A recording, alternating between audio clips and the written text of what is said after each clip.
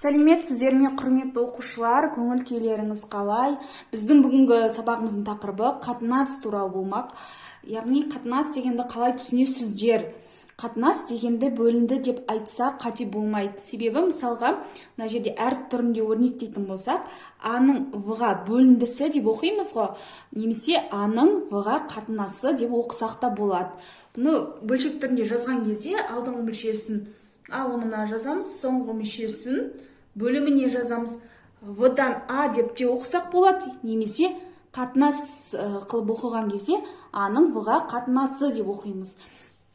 Енді санды өрнекпен өрнектейтін болсақ, мысалға 3-тің 2-ге бөліндісі немесе 3-тің 2-ге қатынасы бөлшек түрінде жазатын болсақ, алдыңғы мүше алымына кетеді, соңғы мүшесі бөліміне кетеді. 2-ден 3 немесе 3-тің 2-ге қатынасы. Бізде кейбір есептерде бұлай кездеседі, берілген қатынасқа кері қатынас жаз деген. Қалай жазамыз? Мысалға, бізде мына қатынас берілсе, 3-тің 2-ге қатынас деген.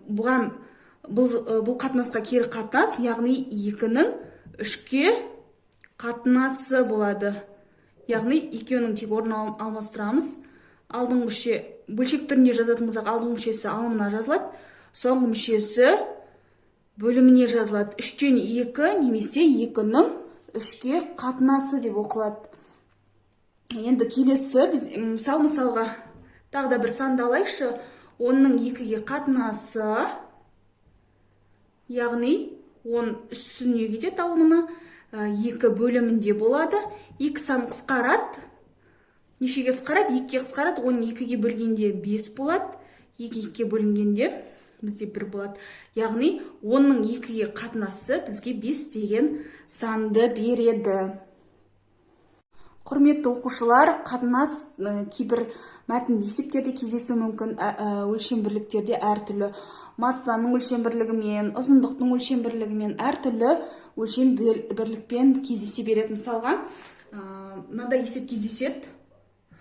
Кесінді, мысалға, А-ғы кесіндісі 25 сантиметр деп алайық. С-ды кесіндісі 1 метр.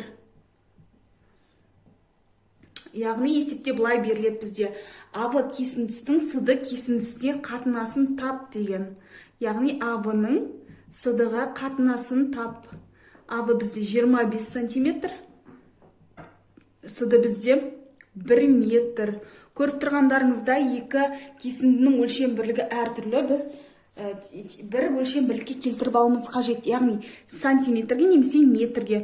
Біз сантиметрге келтіріп есептеп көрейік. Яғни А-ның С-дағы қасындасы 25 сантиметрді қалдырамыз. 1 метрді сантиметрге айналдырамыз. 1 метр неше сантиметр бар? 100 сантиметр бар, я?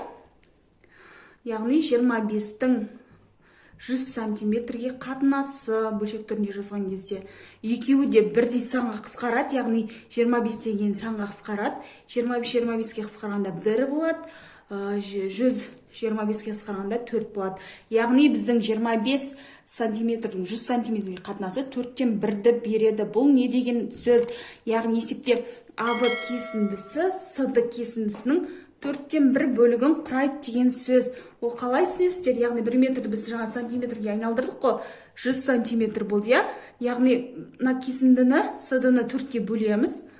4 бөлікке бөлдік. 1, 2, 3, 4. Осының 1 бөлігі А-ғы деген мына кесінді 25 сантиметр деген. Қалған бөлшектерді 25 сантиметрлерден болады. Мысалға тең 4 бөлікке бөлетін болсақ, осының 1 бөлігі бізде А-ғы кесіндісін береді деген сөз. Құрметті оқушылар, енді бізде қатынас деген тақырыпқа мысал келтіріп жатыр ғой жаңадан бері. Енді қатынас кейде екі шаманың қатынасы үшінші шаманы беріп жатады. Мысалға S-тің Т-ға қатынасы, бұл жерде S дегеніміз не? Жол, я? Жолдың уақыты қатынасы нені береді бізге? Жылдамдықты береді, я? Жылдамдық. Яғни жолдың уақыты қатынасы бізде жылдамдық деген шаманы береді. Яғни С-ның Т-ға қатынасы бізге В-ны береді деген сөз. Құрметті оқушылар, бүгінгі тақырып түсінікті болды деген ойдамын. яғни қатынас дегенді бөлінді деп қарастыра берсек болады. Рахмет, сау болыңыздар.